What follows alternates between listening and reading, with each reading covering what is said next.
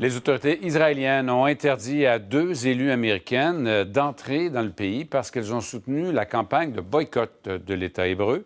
Cassandre avec les détails. Cassandre, Donald Trump avait lui-même plaidé pour une telle décision.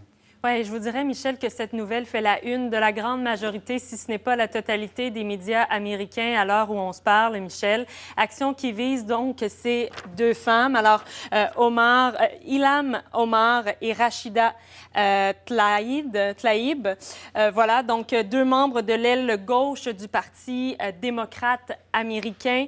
Elles devaient atterrir cette fin de semaine à Tel Aviv afin de visiter les territoires palestiniens occupés, mais le ministère israélien de l'Intérieur a décidé de leur interdire l'entrée en Israël. Pourquoi? Bien, vous l'avez dit, ils estiment que leur visite s'inscrivait dans le cadre d'activités de boycott anti-israélien.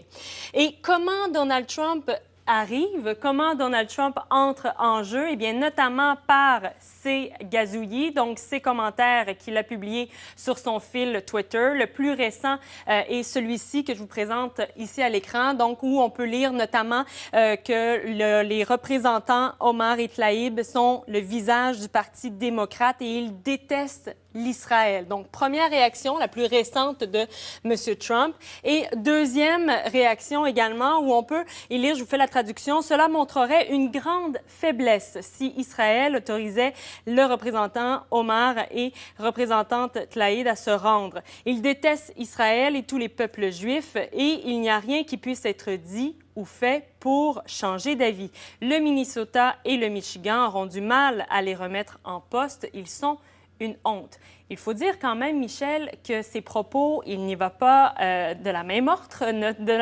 notre Donald Trump. Et ce n'est pas la première attaque non plus du président américain à l'endroit de ces 2 femmes. Ces 2 élus sont depuis longtemps dans le collimateur de Donald Trump, qui les accuse d'antisémites et qui ne cesse de les attaquer avec 2 autres représentants démocrates de l'aile gauche issus des minorités. Alors, bien sûr, une nouvelle qui fait grandement réagir et on va continuer de suivre l'évolution de cette décision dans les différents médias parce que, assurément, il devrait y avoir d'autres réactions au courant des prochains bulletins d'information. Merci beaucoup, Cassandre. Au revoir.